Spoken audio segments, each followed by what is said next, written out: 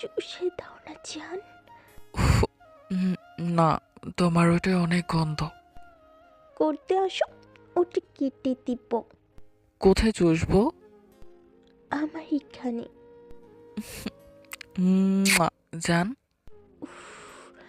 উম, উম, ইস, জান। তোমার এটা এত ছোট হয়ে আছে কেন? এখন তো শীতকাল, তাই হয়তো। ছোট এটা দিয়ে আমি মজা পাবো তো? আরে শুয়ে আছে দেখে এমন মনে হচ্ছে। তাহলে কিভাবে দাঁড় করাবি শুনি? দেখতে চাও? তাহলে আদর দাও।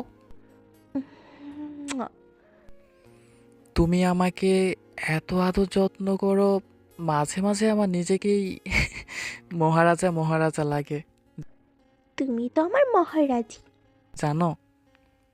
আচ্ছা, মহারাজাদের কিন্তু অনেকগুলো বউ থাকে, জানো তো? তাহলে আমিও কিন্তু অনেকগুলো বিয়ে করব। তবে তুমি থাকবে আমার প্রধান রানী। ইস, আসছে। আমি কিন্তু অনেক বাজি। আমি ছাড়া আর কোনো মেয়েকে তোমার ছায়ার কাছেও আসতে দিব না। মেরে দিব কিন্তু একদম। আমাকে না মেরে তুমি ওদেরকে মারবে কেন? তোমাকে আমি ভালোবাসি না? তোমাকে কেন কিছু করতে যাব? ওদেরকেই মেরে ভাগিয়ে দিব। মুহূর্তে যেন যাসি কি রানীর রূপ ধারণ করে ফেলল রূপা। বাসে করে বাসায় ফিরতে ফিরতে পলাশ বারবার হাতের খামটাটার দিকে তাকাচ্ছে। ওর স্বপ্ন হাতের মুঠোয়। জীবনে প্রতিষ্ঠিত হওয়ার ইচ্ছে সব ছেলেরই থাকে। পলাশও তার ব্যতিক্রম নয়। ঢাকায় একটি মাল্টি ন্যাশনাল কোম্পানিতে ভালো পোস্টে চাকরি করলেও আরও কিছু সাফল্য অর্জনের স্বপ্ন ওকে পেয়ে বসেছিল। সেই স্বপ্ন এখন ওর হাতের খামটির ভেতরে। কিন্তু খবরটি সে রূপাকে কিভাবে দিবে তা ভেবে পাচ্ছে না। খবরটি শোনার পর বেচারির মনের অবস্থা কেমন হবে তা ভাবলে ওর বুকের ভেতরটা মোচড় দিয়ে ওঠে। যেন কেন যেন মেয়েটি এত ভালোবাসে আমাকে। মাঝে মাঝে ওর আমাকে এত বেশি ভালোবাসাটাও কেমন যেন ভারী মনে হয়। একটু কম ভালোবাসলেও তো বাঁচা যায়। এই মুহূর্তে মনে হচ্ছে রূপা যদি আমাকে একটু কমই ভালোবাসতো তাহলে হয়তো আমার জন্য সব কিছুই সহজ হতো। পলাশ এবং রূপার সংসারের বয়স ৯ মাস হলো। প্রায় ৩ বছর প্রেম করার পর দুই পরিবারের সম্মতিতে বিয়ে হয় ওদের। কিন্তু তাও খুব একটা সহজ ছিল না। রূপার পরিবার সম্পর্কে রূপার পরিবার সম্পর্ক করে বিয়ের ব্যাপারে রাজি হচ্ছিল না। কিন্তু রূপার এক কথা, সে পলাশ ছাড়া আর কাউকে বিয়ে করবে না, তা সে যে হোক না কেন। শেষ পর্যন্ত সবাইকে মানিয়ে সংসার জীবনে পা রাখতে সক্ষম হয় দুজনে। দুই পরিবারই থাকে চিটাগং, আর ওরা দুজনে পলাশের চাকরির সূত্রে ঢাকায় আছে। দু রুমের ছোট ছিমচাম একটা বাসা ওদের। রূপার খুব শখ ছিল ওদের বাসায় বড় একটা বারান্দা থাকবে, সেখানে বেলি, জবা, গাঁদা ও গোলাপ ফুলের গাছ থাকবে, আর থাকবে দুই বেতের চেয়ার। যখনও বাসায় একা থাকবে তখন ওখানে বসে গল্পের বই পড়বে, আর পলাশের ছুটির দিনে একসাথে বসে চা খাবে আর গল্প করবে। বাস স্ট্যান্ড থেকে একটু দূর হলেও বাসাটা একটা বড় বারান্দায় আছে, তাই পলাশ এই বাসাটাই নিয়েছে শুধুমাত্র রূপার জন্য। দুজনে মিলে অনেক ঘোরাঘুরি করে সংসারের সব কিছু কিনেছে, আর বারান্দার ফুলগুলো সব রূপার কেনা। বিয়ের রাতে পলাশ রূপাকে জিজ্ঞেস করেছিল, এখন তো তুমি আমার বউ, বউ হিসেবে তুমি আমার কাছে কি চাও? আমার যা চাওয়ার তা তো আমি পেয়ে গিয়েছি। তুমি আমাকে তোমার বউ হিসাবে স্বীকৃতি দিয়েছো। এর চেয়ে বড় পাওয়া আমার জীবনে আর কিছু নেই। এখন শুধু তোমার বউ হয়ে সারা জীবন তোমাকে ভালোবাসার অধিকারটুকু চাই। আর চাই চোখ বন্ধ করে তোমাকে বিশ্বাস করে, তোমার উপর ভরসা করে নিশ্চিন্তে তোমার সাথে সংসার করতে। আর আমাকে খুব বেশি ভালো না বাসলেও চলবে তোমার। শুধু যতটুকু ভালোবাসলে আমি ভারমুক্ত থাকতে পারবো, ততটুকু বেশো। পলাশ কিছুই বলতে যাচ্ছিল, রূপা ওকে চুপ করিয়ে দিয়ে বলল, দেখো, আজকে আর কোনো কথা না। আমার যে বিশ্বাসই হচ্ছে না আমি তোমার বউ হতে পেরেছি। এটা যে আমার কত বড় সুখ তা তুমি বুঝবে না। আজকে আমি সারা রাত তোমার বুকে মাথা রেখে চুপ করে শুয়ে থাকবো, যতক্ষণ মন চায়, আর আমার জীবনে শ্রেষ্ঠ এই শোকটুকু অনুভব করব। পলাশ হেসে রূপাকে তার বুকে টেনে নিল। রূপা কেমিস্ট্রিক মাস্টার্স করেছে, বিয়ের পর খুব ভালো একটা কোম্পানিতে ওর চাকরিও হয়, কিন্তু ও বলেছিল আমি শুধুই সংসার করব। সকালে ঘুম থেকে উঠে তোমাকে নাস্তা করে দিব, তুমি অফিসে যাওয়ার সময় এটা ওটা এগিয়ে দিব, তোমার কাপড় ধুয়ে দিব, কাপড় গুছিয়ে রাখবো, তোমার পছন্দের খাবার রান্না করব, ঘর গোছাবো।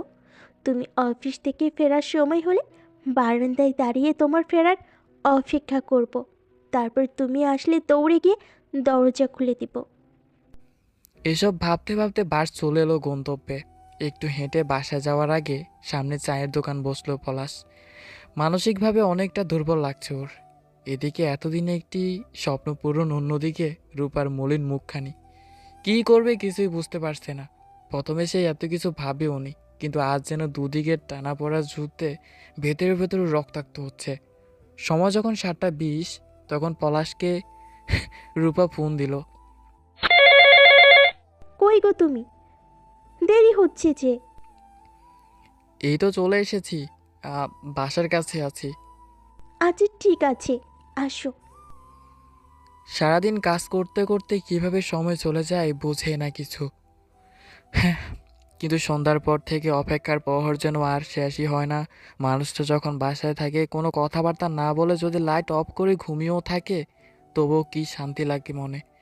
ঘরে গিয়ে যখন মানুষটাকে দেখে, তখন নিজেকে পরিপূর্ণ মনে হয়। বিয়ের 2-3 মাস পরের কথা। সব বন্ধুরা মিলে আরেক বন্ধুর বাসায় গেট টুগেদার পার্টিতে একরকম জোর করে পলাশকে রাতে রেখে দিয়েছিল। রাতের বেলা দুঃস্বপ্নে দেখে ভয়ে ওপাশে পলাশকে ধরতে গিয়েও দেখে পাশে নেই। তখন আরো বেশি ভয় পেয়ে গিয়েছিল রূপা। তারপর সারা রাত লাইট অন করে ঘুমিয়েছিল। পরদিন বাসায় ফিরলে কাঁদো কাঁদো হয়ে বলেছিল, তুমি আর কখনো আমাকে ছেড়ে রাতের বেলা বাইরে থাকবে না। পলাশ রূপাকে কাছে টেনে নিয়ে বারবার সরি বলছিল, আর কথা দিয়েছিল আর কখনো ওকে একা রেখে বাইরে থাকবে না। এসব ভাবতে ভাবতে কলিং বেল বেজে উঠল। কাজের মেয়েটি দৌড়ে যাচ্ছিল দরজা খুলতে। রূপা বলল, তোর ভাইয়া এসেছে, আমি দরজা খুলবো, তুই ভেতরে যা। খবরটি শোনার পর পলাশের উচ্ছ্বসিত মুখখানি কল্পনা করতেই কি যেন ভালো লাগছে রূপার। সামনাসামনি তো দেখার আর তর সইছে না। একদিন ইউটিউবে ছোট বাচ্চাদের মজার কিছু ভিডিও দেখছিল, আর হাসতে হাসতে গড়িয়ে পড়ছিল পলাশ। বাচ্চারা তো আসলেই অনেক কিউট হয়। দেখো দেখো কি করছে দুষ্টগুলো, আমাদের একটা হলেও অনেক মজা হতো, তাই না? তখনই রূপা ভেবেছিল পলাশকে একটি লিটল অ্যাঞ্জেল উপহার দিবে, যার সাথে ও খেলবে, দুষ্টামি করবে। পলাশ ঘরে ঢুকলো একদম মনমরা হয়ে। ও ভেবেছিল কোনোরকম ভূমিকা না করে রূপার হাতে চিঠিটা দিয়ে দিবে।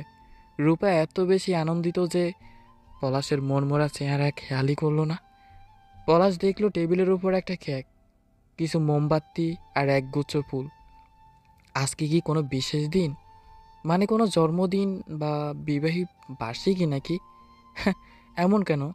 রূপে হেসে দিয়ে বলল, তুমি যেদিন আমার জীবনে এসেছো তারপর থেকে প্রতিটি দিনই আমার জন্য বিশেষ। যাও তো, তাড়াতাড়ি ফ্রেশ হয়ে আসো, তোমার জন্য একটি সারপ্রাইজ অপেক্ষা করছে। আমি আজ তোমাকে যে সারপ্রাইজ দিতে যাচ্ছি, তার চেয়ে বড় আর কি সারপ্রাইজ হতে পারে? পলাশ ভেতরে যেতে যেতে মনে মনে বলতে লাগলো। ফ্রেশ হয়ে পলাশ ডাইনিং রুমের দিকে গেল, হাতে চিঠিটা। এই চিঠিটার বাস সে আর নিতে পারছে না। রূপা কিছু বলার আগেই তার হাতে চিঠিটা দিল পলাশ। এটা কি? একটা লেটার, খুলে দেখো। রূপা চিঠিটা খুলে পড়তে শুরু করলো। মুহূর্তের মধ্যে রূপার চেহারার রং পাল্টে গেল।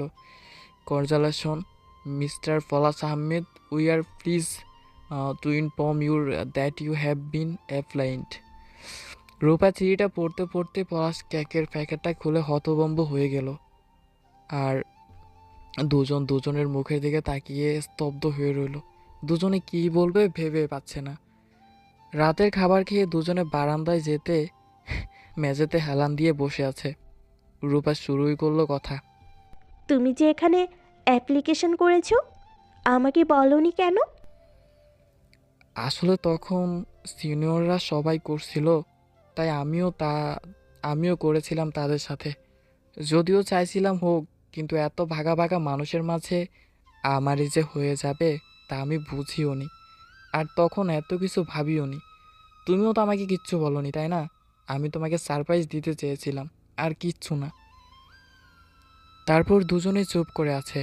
অন্ধকারে পলাশ রূপার মুখটা দেখতেই পাচ্ছে না, কিন্তু বুঝতে পেরেছে ও কাঁদছে। পলাশ কিছুক্ষণ ভেবে যা ডিসিশন নেয়ার নিয়েই ফেলল। এই মেয়েটি তার ভালোবাসা, তাদের অনুগত সন্তান। ওদের এই খুনসুটির সংসার এইসব পেলেও কোথাও যাবে না।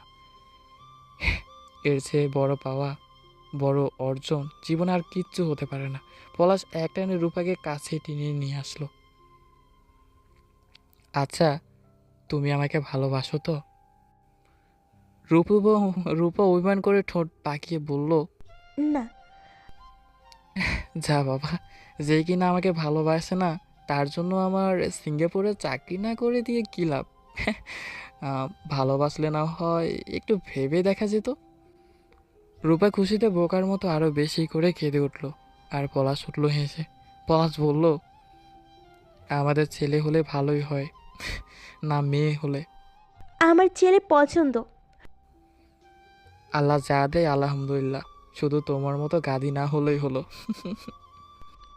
আমি কি গাধি? তোমার মতো দুষ্টু একটা পিট্টি দিব ওকে।